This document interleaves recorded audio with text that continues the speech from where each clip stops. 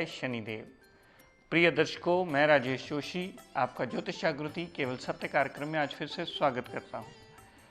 प्रिय दर्शकों, कुछ दिनों से हमारी चर्चा शनिदेव की 7.5 को लेकर चल रही है। मैंने आपको पहला ढैया कब शुरू होता है ये भी समझाया, दूसरा कब शुरू होता है, तीसरा कब शुरू होता है, तीनों ढैये अलग अलग टाइम पे कैसे आप देख सकते हैं ये समझाए। आज उन तीनों को एक समरी करके सारी चीज़ें कंप्लीट 7.5 का आपको समझा देता हूँ, ताकि आपको तीनों चीज़ें क्लैरिफाई हो जाएं, तीनों चीज़ें इजीली समझ पाओ कि कब 7.5 कैसे किस लगन पे शुरू। मैंने एग्जाम्पल के तौर पे एक मेष लगन की कुंडली बना रखी है। तो चंद्रमा इस लगन कुंडली में तुला राशि में पड़े हुए हैं। जब भी आप 7.5 का निर्णय करें तो उस वक्त चंद्रमा किस राशि में पड़ा है, या हम अगर ज़्यादा टेक्निकल लैंग्वेज बोले तो ये कहा जा सकता है कि चंद्र राशि देखना अति आवश्यक है, क्योंकि 7.5 ढैया चंद्र राशि पर चलता है। मान लीजिए ये मिसाल के तौर पर कि मेष लगन की कुंडली है, हमारा मेष लगन से कोई लेना देना नहीं। जब हम 7.5 का निर्णय करें तब 7.5 का निर्णय चंद्रमा की प्लेसमेंट किस राशि में उससे होगा। जैसे यहाँ 7 नंबर में चंद्रमा पड़ा है, तो इस जातक की 7.5 कब शुरू हुई होगी, जब चंद्रमा से एक राशि पहले गोचर के शनि का भ्रमण, यानी ये आपकी मान लीजिए जन्म कुंडली हो, गोचर में घूमते हुए शनिदेव का भ्रमण कन्या राशि में एंटर कर जाए, तो समझेगा इस जातक का, जिसका भी चंद्रमा 7 नंबर में, वो किसी भी भाव में पड़ा हो सकता है, तो उस जातक की 7.5 स्टार्ट हो गई। पहला ढैया स्टार्ट हुआ जब शनिदेव कन्या राशि में गोचर के भ्रमण कर रहे थे। दूसरा ढैया चल रहा है, आज की डेट में भी कंसिडर कर सकते हैं, दूसरा ढैया चल रहा है जिनका चंद्रमा 7 नंबर राशि में पड़ा है। और तीसरा ढैया उस जातक का तब शुरू होगा जब शनिदेव तुला राशि, अपनी उच्च राशि को छोड़कर वृश्चिक राशि में चलेंगे। यानी डेफिनेशन को कंप्लीट लिखने का तरीका समझ लीजिए। गोचर का भ्रमण करता हुआ शनि आपकी जन्म कुंडली से एक घर पहले एंटर कर जाए, एक घर चंद्रमा से ऊपर भ्रमण करे और एक घर चंद्रमा के बाद भ्रमण करे, तो इन 3 सालों को, जो 3 साल, माफ कीजिएगा 3 साल नहीं, 3 ढैये जो इकट्ठे होते हैं, उन्हें ढाई साल की कंप्लीट 7.5 कहा जाता है। अब मान लीजिए इसी तुला राशि में जिसका चंद्रमा पड़ा होगा, उसका आखिरी ढैया कब शुरू होगा, जब शनिदेव गोचर के उच्च का छोड़ करके वृश्चिक राशि में 2.5 साल बाद पूर्णतः तुला का भ्रमण करने के बाद शिफ्ट करेंगे मंगल देव की साधारण राशि में, यानी वृश्चिक राशि में। जिस दिन वृश्चिक राशि में एंटर करेंगे उस दिन उस जातक का, जिसका चंद्रमा तुला राशि में पड़ा है, आखिरी ढैया शुरू हो जाएगा। तो पहला ढैया तब था जब शनिदेव कन्या में एंटर किए। दूसरा ढैया अब समझ लीजिए चल रहा है, या 4 अगस्त के बाद फिर वो कंटिन्यू हो जाएगा, क्योंकि पहले भी आ चुका है ये ढैया। फिर शनिदेव आजकल वक्रीय चल रहे हैं, तो 4 अगस्त को फिर तुला में आएंगे। तो तुला में जिस दिन शनिदेव एंटर करेंगे उस दिन इस जातक का बीच का ढैया होगा, और जब वो यहाँ पूरा अपना 2.5 साल कंप्लीट करने के बाद वृश्चिक राशि में चले जाएंगे तो आखिरी ढैया चलेगा। लेकिन जब वृश्चिक में से निकलकर धनु राशि में शनिदेव गोचर का भ्रमण शुरू करेंगे तो तुला राशि वालों की 7.5 खत्म होगी, जिस दिन गोचर के शनि का भ्रमण धनु में शुरू हो जाएगा, या जिस दिन धनु में वो एंटर कर जाएंगे, धनु राशि में अपना भ्रमण शुरू कर देंगे। तो नियम क्या रहा? नियम वही रहा कि नेटल चार्ट, यानी आपके जन्म कुंडली के चंद्रमा से गोचर का शनि एक घर पहले, एक घर ऊपर, एक घर बाद में, तो इन 3 ढैयों को 7.5 कहा जाता है। एक एग्जाम्पल और लीजिए, मान लीजिए किसी का चंद्रमा मेष राशि का ही पड़ा हो, तो उस जातक की 7.5 कब शुरू होगी, जब चंद्रमा देवता अगर मेष राशि में पड़े हों, जब गोचर का शनि भ्रमण करते करते मीन राशि में एंटर कर जाएंगे। यानी चंद्रमा से एक घर पहले गोचर का शनि भ्रमण करता करता मीन राशि में आ गया, तो समझ लीजिए उस जातक का पहला ढैया शुरू हो गया। चंद्रमा के ऊपर जब शनि नीच के हुए तो उस जातक का बीच का ढैया बना। चंद्रमा के अगली राशि यानी वृष राशि में जब शनिदेव गए तो उस जातक का आखिरी ढैया बना। और शनिदेव का गोचर का भ्रमण जिस दिन मिथुन राशि में चला तो उस दिन जातक का साढ़े साती का पूर्ण पीरियड खत्म हो गया, जातक साढ़े साती से फारग हो गया। ये मैं उनकी बात कर रहा हूँ जिनका मेष राशि का चंद्रमा पड़ा होगा।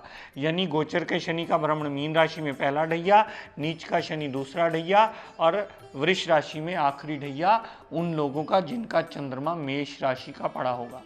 एक एग्जाम्पल और समझ लीजिए ताकि आपको दिमाग में पूरी तरह क्लैरिफाई हो जाए कि साढ़े साती को आप कैसे कैलकुलेट कर सकते हैं, क्योंकि 80% टू 90% प्रॉब्लम्स या तो गोचर के शनि में भ्रमणशील में साढ़े साती आपकी चल रही होती है या गोचर का शनि राशि से चतुर्थ या अष्टम चल के ढैया चला रहा होता है, जिसकी विशेष जानकारी कल और परसों में मैं आपको विस्तार पूर्वक दूंगा।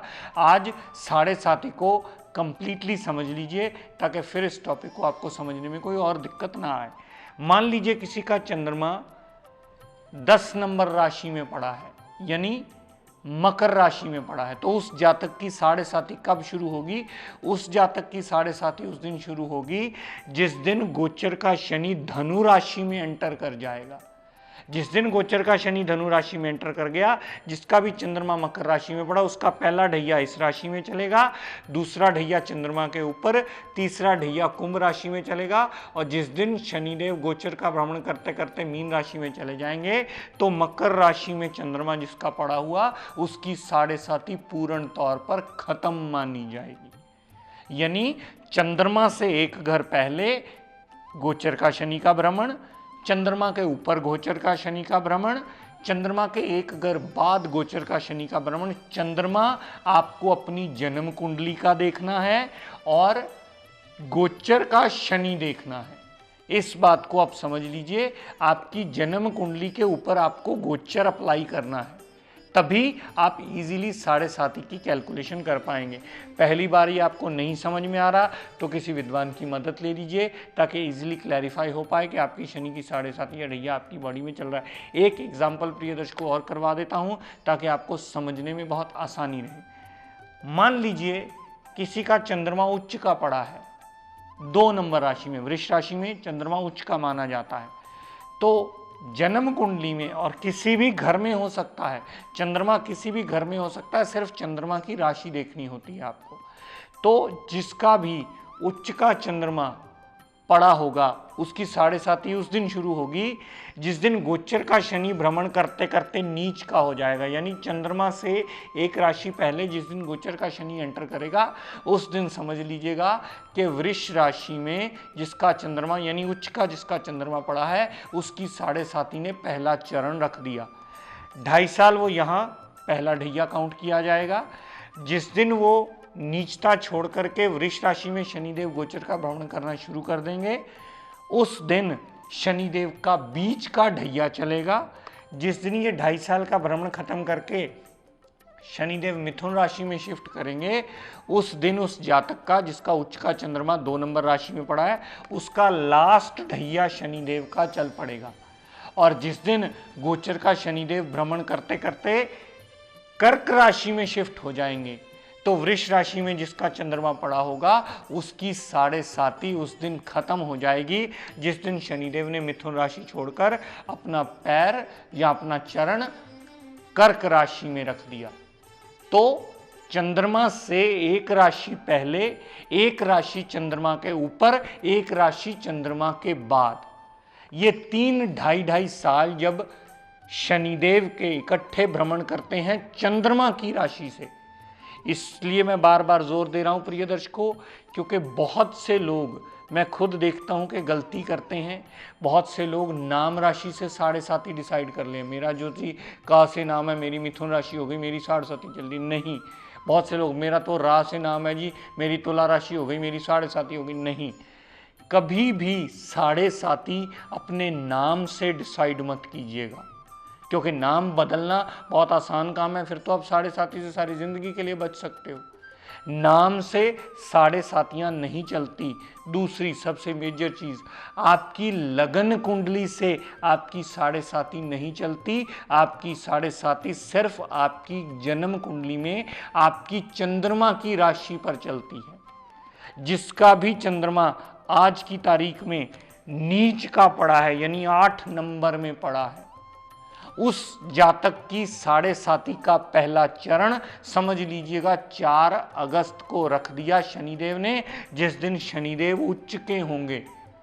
अपनी कुंडलियां निकाल लीजिए, वो 8 नंबर किसी भी भाव में लिखा हो सकता है, लगन में ही 8 नंबर लिखा हो और लगन में ही चंद्रमा पड़ा हो सकता है 10वें भाव में 8 नंबर लिखा हो, यहाँ चंद्रमा पड़ा हो सकता है 5वें भाव में 8 नंबर लिखा हो, वहाँ अगर आपके घर में किसी भी जातक की कुंडली में 8 नंबर में चंद्रमा लिखा हुआ है, आप कुंडलियां निकाल कर ड्रॉ कर लीजिए। और वैसे भी अगर कंप्यूटराइज बनी है तो इजीली समझ पाएंगे, किसी भी जातक का अगर 8 नंबर में चंद्रमा पड़ा है यानी नीच का चंद्रमा पड़ा है, उस जातक की साढ़े साती 4 अगस्त से 2012 से शुरू हो चुकी है, जिस दिन शनिदेव उच्च के होंगे।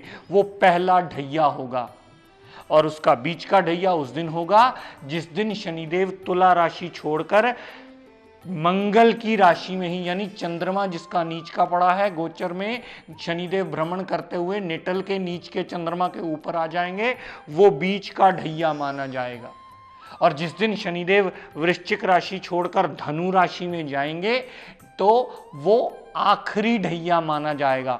बस चंद्रमा का प्लेसमेंट याद रखिएगा, चंद्रमा मंगल राशि में पड़ा हुआ बीच का ढैया होगा, और जिस दिन धनु राशि में गए उस दिन आखिरी ढैया।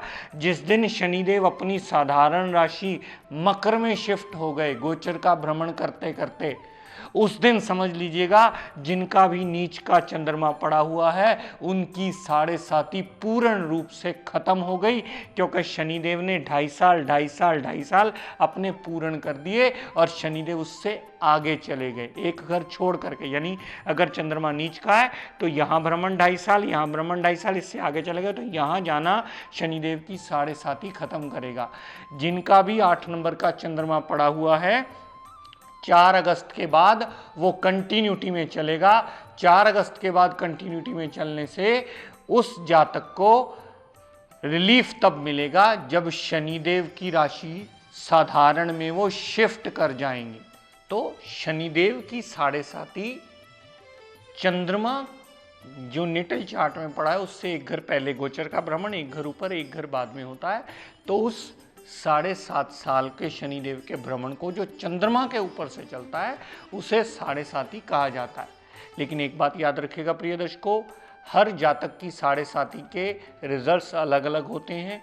किस कुंडली में शनिदेव कितना योग कारक है, कितनी अच्छी प्लेसमेंट में पड़ा है, उसके रिजल्ट से शनि देवता का अच्छा या बुरा निर्णय होता है कि वो साढ़े साती के कौन से ढैये में कैसा रिजल्ट देने वाले हैं।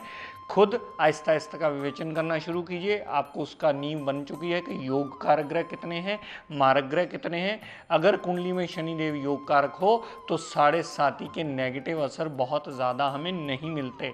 वो फिर भाव के हिसाब से आपको देखनी होगी कि साढ़े साती कौन से भाव से निकलती है। जिस भाव में भी चंद्रमा की प्लेसमेंट होगी हम ये कहा जाता है कि साढ़े साती उस भाव पर से भ्रमण होकर के निकलती है। एग्जाम्पल के तौर पर अगर ये कुंडली लें तो हम कहेंगे कि साढ़े साती आपके सप्तम भाव से निकल रही है। इस तरह हम साढ़े साती का पूर्ण विवेचन कुंडली देख करके कर सकते हैं। चंद्रमा की राशि इससे याद रखनी है, ना तो लगन की राशि याद करने की ज़रूरत है, ना ही नाम राशि से इसका कोई लेना देना है। तो प्रिय दर्शकों, साढ़े साती आज आपने कंप्लीट कर ली। आज अपनी वाणी को मैं यहीं विराम देता हुआ हम सब के लिए मंगल कामना करता हुआ शनिदेव से ये प्रार्थना करता हूँ कि हे शनिदेव हम सब पर अपनी कृपा दृष्टि दया दृष्टि सदैव बनाए रखें। जय शनिदेव।